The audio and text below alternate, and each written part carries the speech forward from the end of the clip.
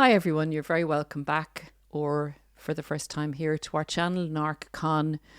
On this channel we deal with all things in relation to the Narcissistic Personality Disorder in order to understand a dynamic or relationship we may have been in, to heal from it, to protect ourselves going forward, and to really thrive going forward. So in understanding what we've been through, I believe, is the starting point of our recovery, and we deal with different aspects here on NarcCon. Today, before I start this podcast, which is going to be about how the narcissist sold you a dictatorship disguised as a democracy in your relationship. So we'll get into that in relation to how it starts and how they maneuver that into the presentation of it being equal, the relationship being equal and being a democracy, into something that is clearly just a relationship that they have control over, akin to a dictatorship in the state of your relationship. So I would like to thank a person, a subscriber, a client who very, very generously and kindly commissioned a portrait of our co-producer on NarcCon. And for anyone who's listening to this on podcasts, sorry you can't see it, hop over to YouTube if you'd like to see the work. It's beside the living personification of it. He's lying beside his portrait over there. It is an astounding piece of work. I absolutely adore it. Thank you for your generosity, and thank you also to people who have sent us donations for the work and emails telling us that you've escaped your situation and that the information has been of value. That keeps us going. Thank you. So without further ado, the intimate relationship is probably one of the best relationships that displays all of the narcissistic personality disordered behaviour cycle. It's a more intense cycle usually, and it's easier to describe or point out because most of the manipulations are used in the intimate setting. This nucleus of a relationship with a narcissist spreads out into all types of relationships. It spreads into family, workplace and friends, and it spreads further into our world on earth, into the workplace, and it spreads into the political arenas as well. So if you understand it, I guess, at the home level, at the base level, you'll be able to understand how it's operating in the bigger picture of our world. And indeed, another one of our lovely community sent me an email saying that, well, obviously one of the online narcissists that give us this education, which I'm grateful for, obviously must have read the book or come up with the idea synchronistically. So that's not the right word, but I know you know what I mean.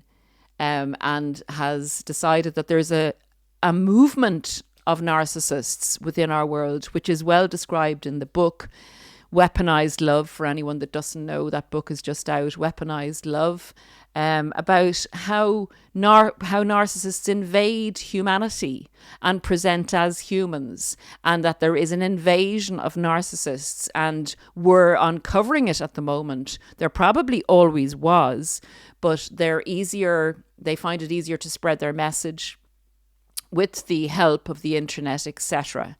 And they're causing a lot of division and disturbance in our society at the moment. And that has been described apparently in a podcast by one of the online narcissists who educates us. So thank you for reading the book. Okay, so let's get into this. So in the beginning of the relationship, a narcissist offers you, and I've really thought about this long and hard as to why a narcissist has such success with people in gaining their trust and loyalty and building a sense of security in people, where they opt to go into the relationship despite their some reservations, despite warnings to the contrary, maybe from their family or friends. And I've thought about this, and I think this is, in a nutshell, what a narcissist does. The narcissist, first of all, concentrates on you, obviously, and we know that in the love bombing stage, and makes you feel wonderful. But basically, they find out what you want. Like, what's going to buy me? What's going to do my buy-in? What's going to get me in there? What are you looking for? I have it. I'm selling it. I'm a traveling salesperson. Like, I'm going to find out what you want. Tell me what you want. I'll give it to you. Now, the narcissist has no intention of this. They're future faking, unless one of the things that you want synchronizes with something that they want. And they will present it then as doing it for you, but it's something that they wanted anyway. Most of what they promise, what you ask for, is not going to be delivered. So they're the future faking promises that get them the foot in the door. I can do this for you. I have this for you, and you deserve this. You deserve this. So, like, vote me into your relationship. I'm here for you. They also present, in my experience, as very confident, and that's very attractive, particularly with people, and a lot of us have had these experiences with other narcissists as we were growing up or in relationships, perhaps in the middle of relationships or the end of them, where we were very confused about the non-direct approach. Maybe the passive-aggressive approach with someone, with a friend, for instance, who we never know where we stand with, or we ask them for something and they keep withholding and promising it some date in the future when they could just give us the thing we ask for now, or a direct answer, yes or no.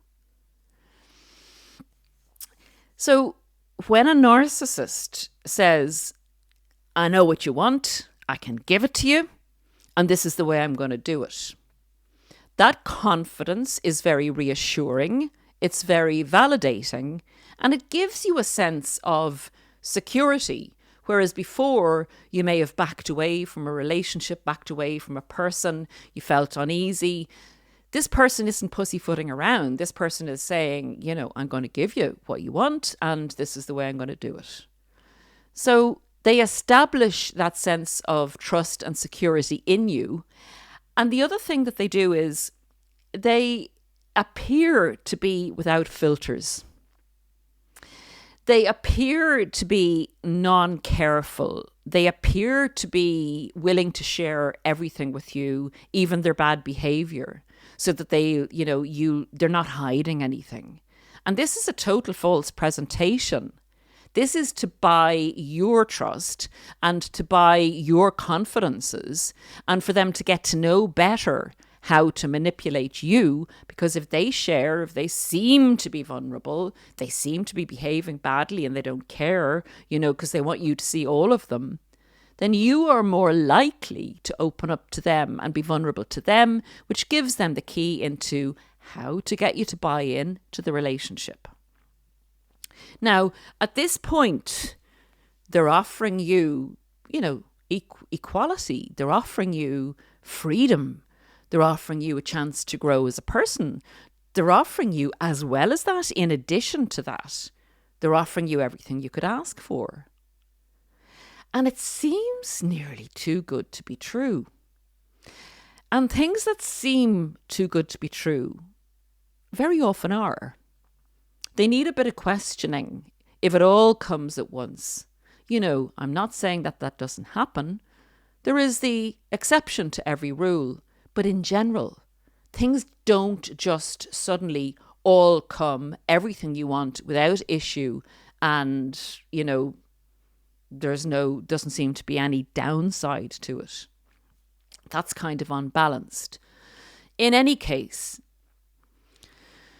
when you've done the buy-in with the narcissist, they then require and request more control over you.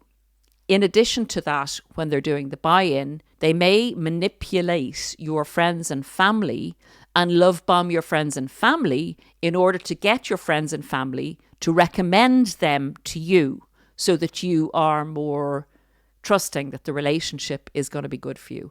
Not all narcissists succeed with this, but it is a PR stunt as such to get the buy-in. Now, They will try and establish more control over you with the idea that you're in a democracy, that this is going to be a productive relationship, that you're working towards the same goals. In actual fact, that's a total illusion or delusion. They may come up with some of the goodies they promised you, but only because it suits them and that's what they want in the relationship.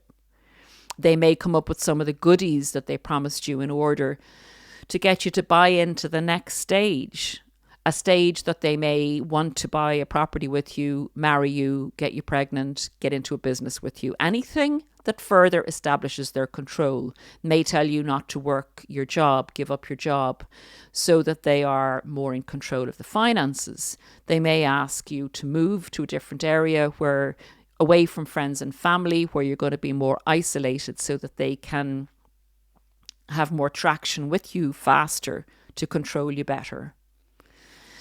So essentially, once you're established, once they're in the power in your relationship, then they begin to do what they want to do.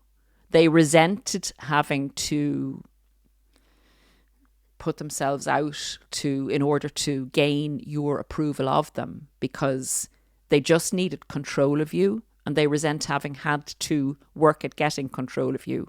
So now they're going to reap the rewards of their hard work, so to speak. They will get you as controlled as possible, and then they will start becoming the dictator, or becoming the creature behind the mask. It will start to come out more. They'll keep putting the mask up to you every now and again, but that's not who they are. They want to rule the relationship, and it is total control. There's no such thing as a grey area. The narcissist needs you to comply in everything, and they will bring in new rules that you would never have thought possible. They will also stop you from escaping. They want to remain in control of you, your assets, and your extended family, and whoever they need to be in control of. For them to maintain power, they will do whatever is necessary. So they may not let you escape this relationship, i.e., you may never get the chance to choose anybody else again, because you've bought into this monster, and this monster has started to growl and started to pin you down and control you. Now, luckily, people do escape in relationships. In regimes such as this, you can never see a dictator coming, or it's difficult to see a dictator coming for a lot of people that don't understand narcissism. So I'm just putting that out there for what it's worth.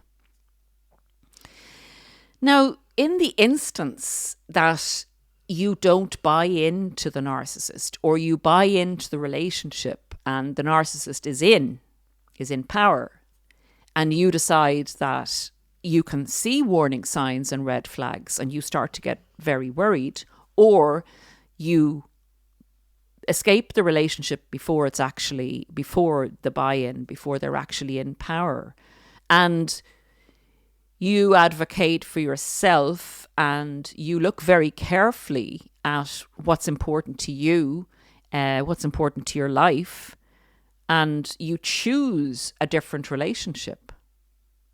You choose something, even if it doesn't measure up totally, is less dangerous, is more in line with what you want for people.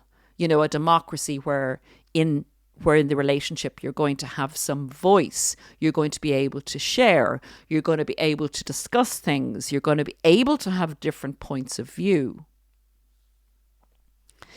If this happens, the narcissist has to always win. So if you've sidelined the narcissist by not allowing them or going into a relationship with them, or having been in a relationship with them, start to criticize them to the public, the narcissist is not going to allow that. The narcissist has to win. So if the narcissist doesn't win one way, they will win another way. And the other way they win is by smearing your name, by blame shifting, by causing division, by smashing your democracy of the new relationship that you're in, saying it's fake and it's false, saying you're the reason that, you know, the relationship doesn't work. You're the reason for the chaos. You're telling lies. It wasn't the narcissist's fault. The narcissist was telling the truth on everything, even though the truth was pretty fantastic in relation to what they were saying and promising. Even though they have a record of reneging on the principles of democracy that you want in your new relationship. Even though they have offences against people where people say, you know, in past relationships, this person broke the laws of relationships. This person abused me. This person did this wrong. This person only cares about themselves. This person says they're up for everybody, that they want the best for me and you and them. They only want the best for them. But they need you and me to buy into what they're selling. Once you buy in and you're trapped, it is very difficult to get out of that dictatorship, to come back to a place of democracy, because they will cause so much division between people. They will gaslight people to not believe the truth, to no longer believe what they've always believed, to disrupt stability, because the narcissist is best in a changing environment. The narcissist will pit people against each other in order to fight their battles, so they will come out winning. So they will be in power. So the smear campaign ensues. People don't know who to believe. People decide they have to believe something. And usually the narcissist is promising fairy tales, is promising nirvana, is promising everything's going to be fine. You can have what you want. You know, it'll be like old times. We'll have such fun again together. That nasty person that you've gotten into the relationship with, or that's telling you, you know, you have to look at things, you know, you can't have everything you want, but we can negotiate on some things. Don't listen to them. They want the best for everyone, they say. Everyone can't have the best. It's me and it's my people and it's who I decide is going to be okay. The narcissist ends up gaslighting you, your family, your friends, maybe the authorities. So there's one story here, one story there, and people don't know who to believe. So people who want what the narcissist is promising decide, well, I'll believe them and I'll fight for them. And they're probably right. It's very pathetic. It's very base. But if people don't know what a narcissist is, the confidence of them, the stories they tell, the way they take the truth and take a small piece of the truth and change the truth by creating a new narrative around that one piece of information. So what I would say to you is question, question, question. Don't accept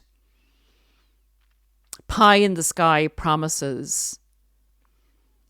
Monitor situations.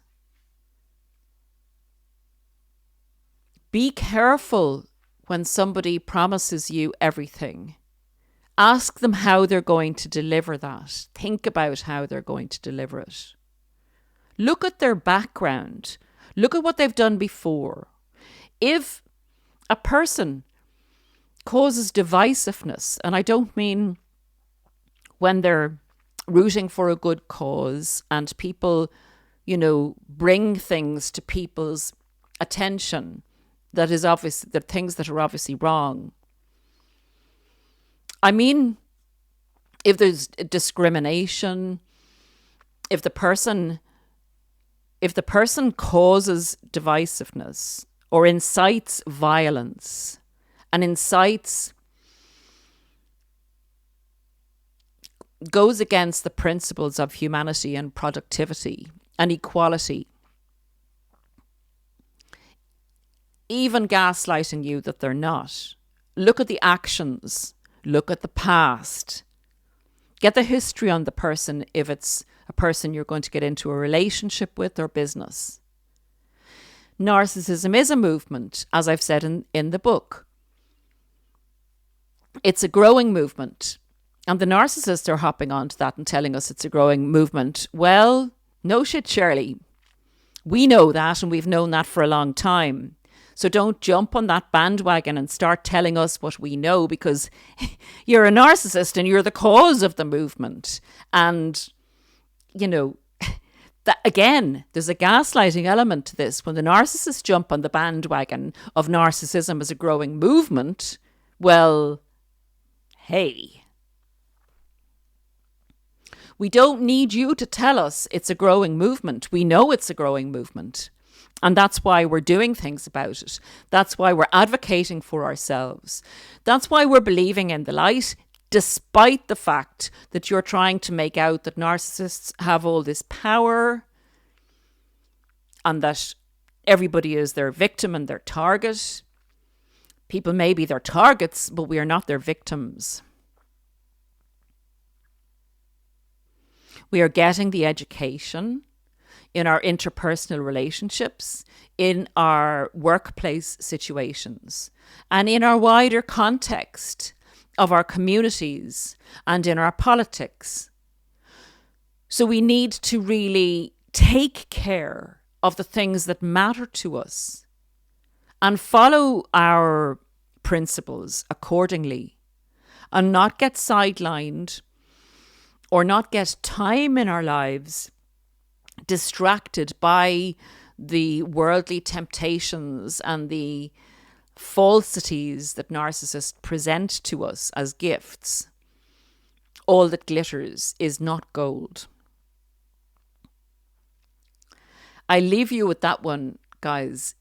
Always advocate for what you believe in, and do a fact checker on people that say they believe in everything you believe in. If you don't know them, if you've no point of reference, check their past, check what they're saying, and be very, very careful going into a big area of your life, like marriage, like having a child, like buying a property, like going into business with one of these people. Because if you notice a change in their behaviour after you're in a more vulnerable position with them, i.e. you're, say, having a baby with them, or you've had a baby, or you're getting married. If their behaviour changes after a life event such as that, or you giving up work and them saying they'll support you and their behaviour changes in a negative way, that is a very, very, very big red flag, and it means go no further. Back away.